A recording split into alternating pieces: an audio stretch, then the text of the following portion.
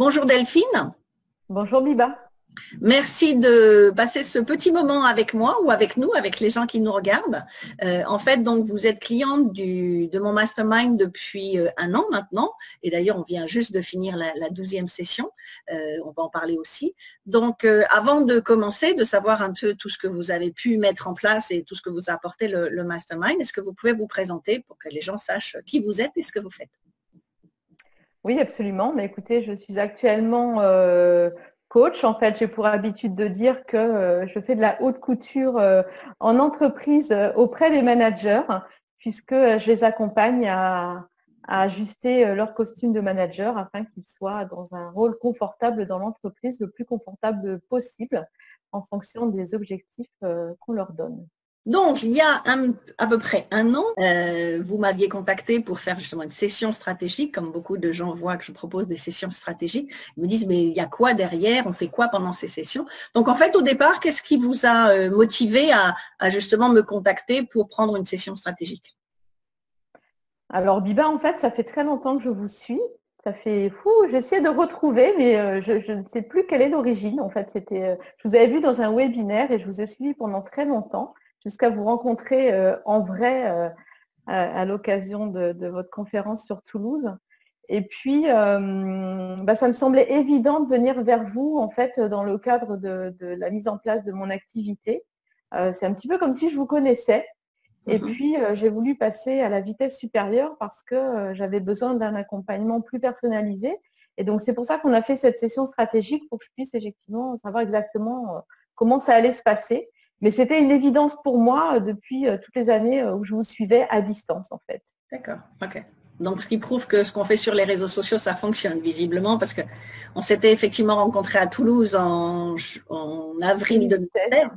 Sachant que ça faisait 10 ans que je n'étais pas rentrée en France, donc ça veut dire qu'effectivement, vous me suiviez, mais vous me suiviez via les réseaux sociaux. Oui, depuis longtemps. Et on va parler de cette visibilité, parce que maintenant, vous êtes un peu dans l'autre sens, donc on va en parler un petit peu tout à l'heure. Donc, en fait, quelle était votre situation? Donc, vous commenciez tout juste l'activité, je crois, quand vous avez commencé à travailler.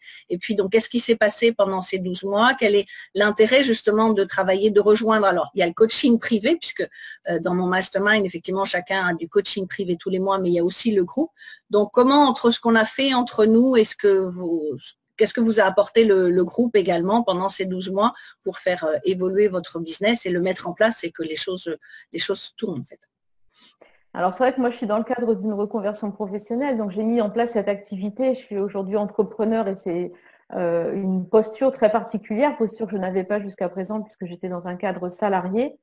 Donc, ça me semblait, au-delà de l'activité, du savoir-faire de mon rôle de coach, ça, c'était pas un problème. Le problème, c'était comment me vendre. Et là, je me suis dit, toute seule, ça va être compliqué. C'est un métier aussi, finalement, toute cette démarche commerciale. Et toute seule, ça va être compliqué.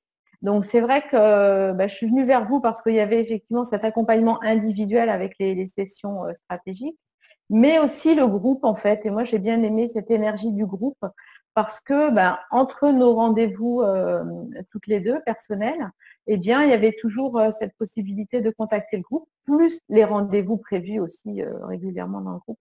Et donc, tout ça, ça crée une espèce de dynamique avec des rendez-vous réguliers où finalement, qu'on le veuille ou pas, on est obligé d'avancer. Ça nous pousse, en fait. Voilà.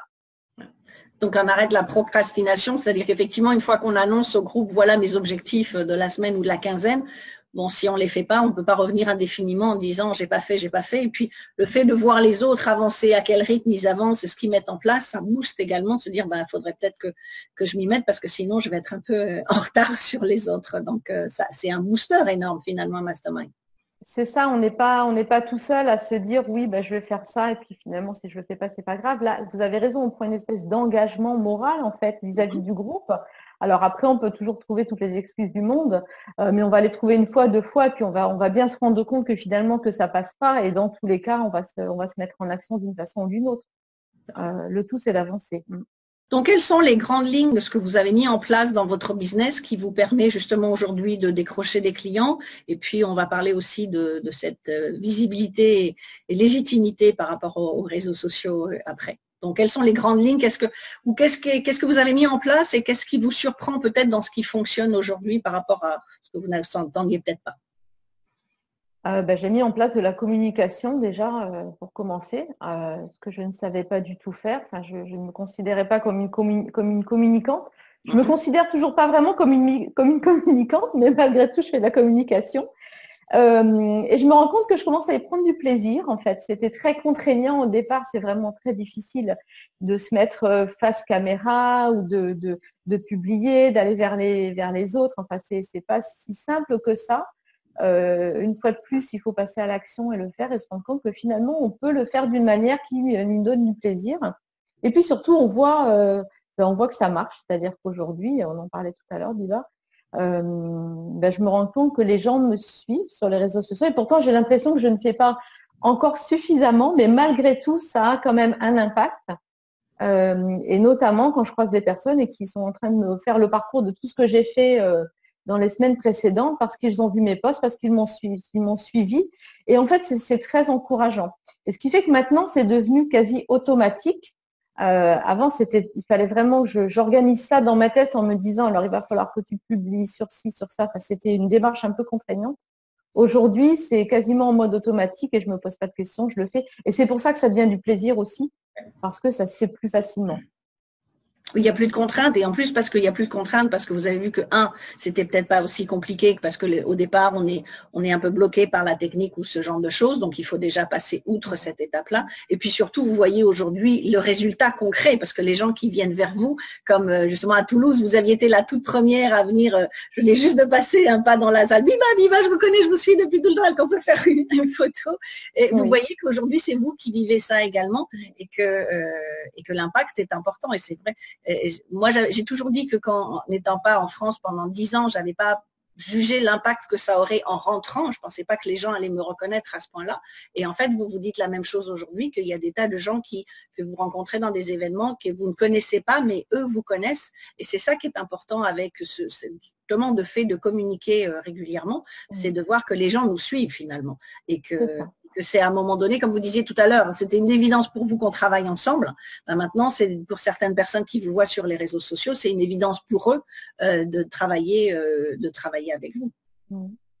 Oui, c'est toujours très étonnant, mais très agréable en même temps. Donc, vous travaillez, vous avez deux cibles. Vous avez les jeunes pour les aider au niveau de l'orientation et vous avez les entreprises. Donc, comment vous faites un petit peu peut-être la part des choses entre la promotion vers les jeunes et la promotion vers les entreprises? Je cible pas tout à fait les mêmes réseaux sociaux. C'est vrai que pour les jeunes, je vais plutôt publier sur ma page Facebook. Alors que pour les professionnels, je vais plutôt être présente sur le réseau LinkedIn. Et puis les jeunes, je vais faire des informations particulières pour cette cible-là avec les parents, alors que les professionnels, je vais être plutôt dans des réseaux alors virtuels, donc le LinkedIn, mais aussi des réseaux en présentiel dans ma région. Oui, parce que vous participez à beaucoup, on en a parlé aussi beaucoup dans le mastermind, de participer à des networking, à des business clubs et des choses comme ça. Donc ça aussi, vous avez vu que ça vous a aidé à trouver de nouveaux clients, cette interaction humaine et cette présence régulière dans des événements. C'est ça, je pense que la clé, c'est vraiment la régularité en fait. C'est quelque chose que vous nous avez toujours dit, mais je me rends compte, c'est vraiment ça. C'est ça qui fait qu'à un moment donné, ça va payer. Il faut être régulier, il faut être constant, il ne faut pas lâcher. Dans la présence, dans tous ces événements, se montrer, que ça soit dans la vraie vie ou sur les réseaux, alors au rythme que l'on peut, mais en tout cas régulièrement, c'est sûr. Et puis là, vous avez on a préparé là tout votre plan pour 2019 puisque c'était notre dernière session, donc il y a beaucoup de choses à mettre en place aussi. Mais une chose qu'on a commencé à parler il y a quelques mois, effectivement, c'est d'aller parler, je le disais dans une des vidéos que j'ai postées récemment, d'aller parler systématiquement tous les mois, au moins une fois à des événements, à des networking ou autres. Donc ça, vous avez déjà un peu commencé. Donc comment… Pour les gens qui ont un peu peur de se dire peut-être il faut que j'aille parler à du public ou des choses comme ça, comment vous l'avez abordé quand je l'ai dit la première fois, comment vous l'avez accepté, comment maintenant, puisque aujourd'hui vous avez quand même plusieurs dates qui sont prévues pour aller parler en public, de s'apercevoir finalement quand on commence à faire la démarche, c'est pas si compliqué que ça. Comment vous avez abordé ces choses-là? Je pense que c'est un peu comme tout, c'est-à-dire que tant qu'on n'y pense pas ou qu'on ne l'a pas posé, on ne voit pas les signaux. Mais à partir du moment où effectivement vous en aviez parlé et je m'étais dit ça, c'est vraiment quelque chose qui me plairait. Je me donne comme objectif tous les mois de faire une intervention quelle qu'elle soit, mais d'aller parler en fait de ce que je fais, de présenter d'une façon ou d'une autre. je me suis rendu compte qu'il y avait des opportunités qui se créaient et je me suis en fait engouffrée dans la brèche, j'ai envie de dire, où je les ai créées aussi par moments, ces opportunités, en proposant carrément de faire ça, mais parce que je savais clairement ce que je voulais faire et mon objectif, c'était vraiment d'avoir ce planning. Et là, jusqu'en juin, tous les mois, j'interviens d'une façon ou d'une autre. Et ça fait partie aussi de la visibilité. Et là aussi, la première fois, c'est un peu difficile parce qu'on ne sait pas trop, oh là là, qu'est-ce qui va se passer. Et puis, en fait, on se rend compte que finalement, c'est très chouette et qu'on y prend aussi du plaisir. Et donc, la fois d'après, c'est encore plus facile. Et finalement, là aussi, ça ne devient pas quelque chose de contraignant. Et on a vraiment des signaux qui se mettent en place qu'on ne voit pas au départ parce qu'on n'imagine même pas faire ça. Et donc, c'est ça qui est intéressant, c'est que, ben voilà, on pose cette intention et du coup, on se rend compte que c'est possible. C'est pas si impossible que ça. Et toujours pareil, il faut démarrer, il faut essayer. On se rend compte que ça se fait. Oui, puis c'est beaucoup de marketing, c'est beaucoup de communication, c'est beaucoup de choses. Et on sait que si on veut justement que ça fonctionne, il ne faut pas toujours attendre que ça vienne à soi. Il y a le marketing, c'est aussi aller de l'avant, faire beaucoup de choses et développer énormément sa visibilité. Et quand je dis stratégie, visibilité, impact, qui est mon slogan, justement, une fois que donc cette année vous avez appris les différentes stratégies, ça vous a amené la visibilité et que vous voyez aussi, parce que quand on voit tous les commentaires que vos clients vous donnent, quel impact vous avez sur leurs problèmes et quel impact vous avez également sur ce que j'appelle cette transformation de vie. Donc, en fait, ça vient parce que vous avez développé ces stratégies, vous avez les bonnes stratégies pour votre business et vous avez développé la visibilité, en fait. Absolument. Donc, est-ce qu'il y a une chose particulière dans ce qui s'est passé dans l'année qui, pour vous, était plus… vous a étonné plus qu'autre chose par rapport à votre situation à vous, de dire tiens j'ai fait ça, peut-être je ne me sentais pas capable de le faire en dehors d'aller parler en public peut-être, mais est-ce qu'il y a une chose qui vous a vraiment plus surpris dans tout ce que vous avez mis en place dans votre business sur l'année?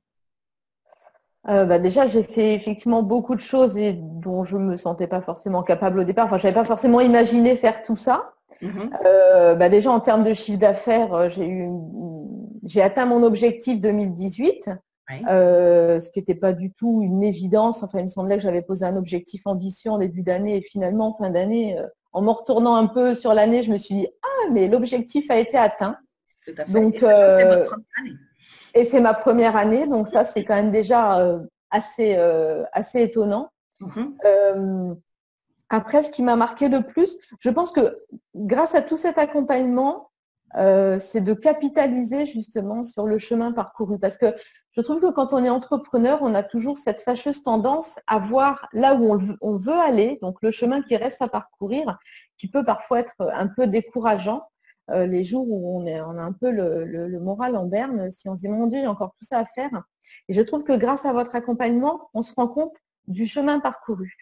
Et vous nous obligez, et c'est vraiment une très bonne pratique, enfin, moi je sais qu'elle est vraiment très importante pour moi, de reconnaître en fait tout ce qu'on a fait, tous les petits pas qui amènent sur ce chemin, qui nous font avancer, qui nous font grandir et qui nous amènent à nos objectifs.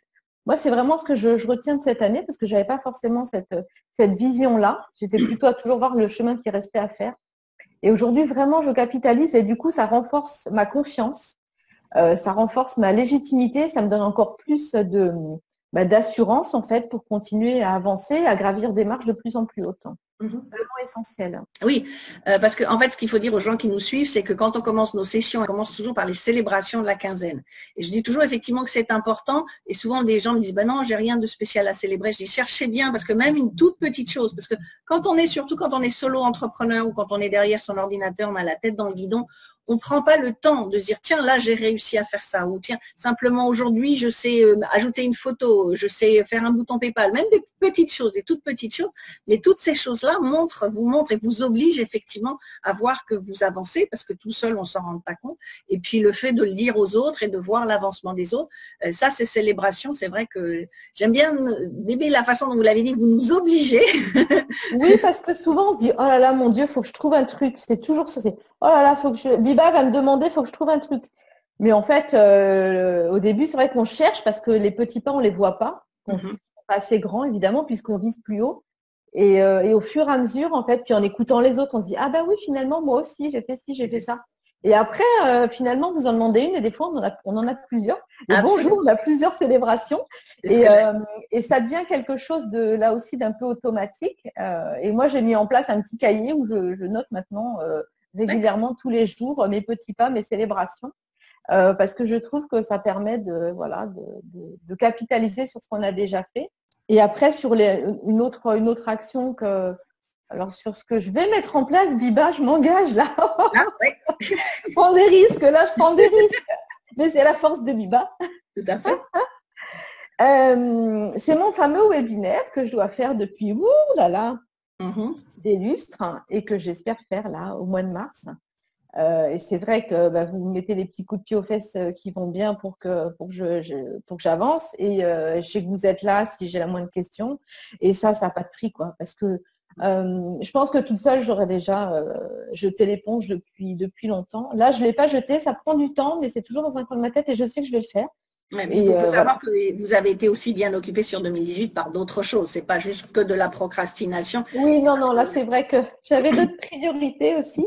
Mais là, vraiment, c'est quelque chose que je souhaite faire. Et c'est vrai que sans tout ce processus, en fait, de maturation pendant toute cette année, je serais sûrement très, très loin de le mettre en place.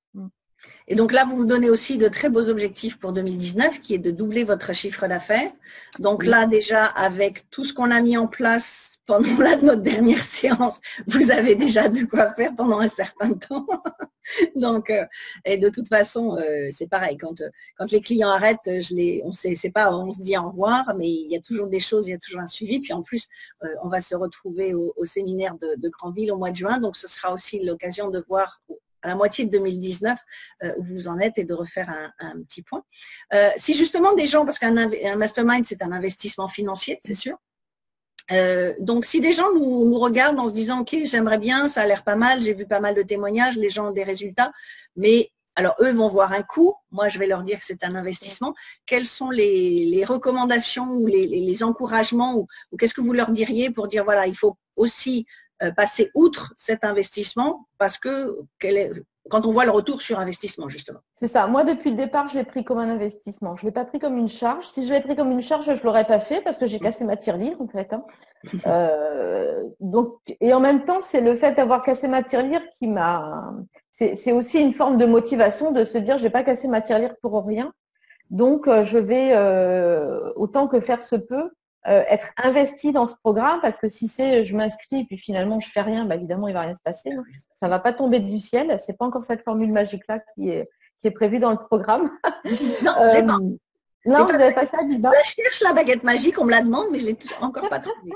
Mais il y a quand même des stratégies qui aident bien. Donc là, oui. Mais c'est vrai qu'il faut être investi, il faut être régulier. Également. Pardon? Être présent aux sessions également. Si on être présent aux sessions, si on n'y est pas, c'est réécouter après. Enfin, c'est un engagement aussi envers soi-même, au-delà de l'engagement qu'on prend auprès de vous. Et vraiment, je pense que ce terme d'investissement, il est important. Et c'est ça qui fait que on va avancer et qu'on va passer des caps, en fait. Je pense que ça permet de passer des caps. Oui, c'est sûr que c'est une somme, hein, mais bon, voilà, tout a un prix, tout a une valeur. Le tout, c'est ce retour sur investissement. Et moi, je vois bien que j'ai parcouru un chemin quand même. Je pense que j'ai gagné beaucoup de temps, en fait. Peut-être que ce chemin, je l'aurais fait d'une manière ou d'une autre. Mais pas sur un an. Mais pas sur un an. Voilà, là, j'ai vraiment gagné du temps. Et moi, du temps, je ne veux pas en perdre. Hein. Vous savez, c'est mon dada, la gestion du temps. Donc, je ne veux pas perdre de temps. Je veux être efficace et je veux que ça tourne. Donc après, voilà, j'ai mis les moyens et je me suis investie. Et je vais continuer dans ce sens-là. Mais je pense que, surtout au démarrage où on sait, on peut être vite découragé par tout ce qu'il faut mettre en place. On ne sait pas par quel bout prendre les choses.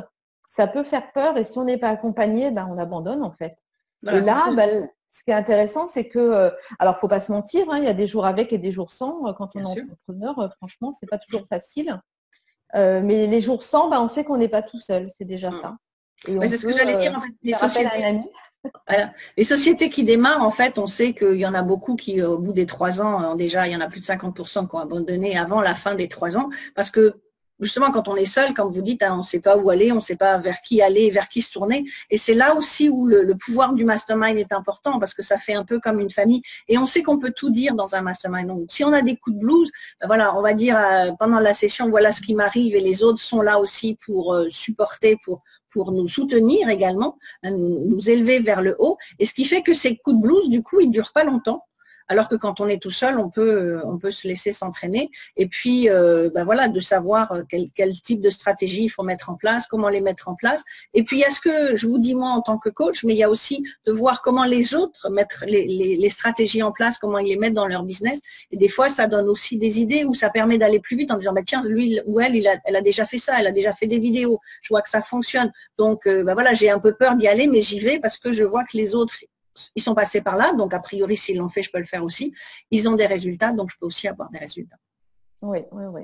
On s'encourage les uns les autres. Et puis surtout, on se comprend on a tous des casquettes d'entrepreneurs, donc on a les mêmes problématiques finalement, et du coup, on se comprend. Tout à fait. Et donc on peut se soutenir. Ok, eh bien moi je vous remercie énormément pour ces 12 mois passés ensemble et on sait que le chemin continue. Et bravo à vous encore parce qu'effectivement c'est pas toujours simple, mais en plus sur une première année d'avoir atteint tous ces objectifs et de se retourner, de se dire ben, quand je vois le chemin parcouru, alors que je me sentais peut-être pas nécessairement prête à faire ça ou je me sentais pas du tout de faire telle et telle chose. Donc c'est aussi de regarder en fait derrière soi et de se dire j'ai parcouru pas mal de chemin. Et c'est ça aussi le but du mastermind, c'est se obliger à aller regarder ce qui s'est passé, comme vous disiez tout à l'heure, pas toujours attendre ce qui est devant, mais se dire voilà, il y a déjà pas mal de choses de faites, donc maintenant comment je peux continuer à évoluer. Donc pour toute personne qui nous regarde et qui hésite encore, donc je les encourage à me contacter pour justement faire comme on a fait avec vous, une session stratégique pour savoir quels sont leurs besoins, quels sont les problèmes, comment résoudre ces problèmes et puis surtout passer à l'étape suivante. Je vous remercie infiniment pour votre temps et puis nous on se retrouve Merci à vous Lida pour votre accompagnement, votre disponibilité, votre générosité. Merci beaucoup. À bientôt, au revoir. À bientôt, au revoir.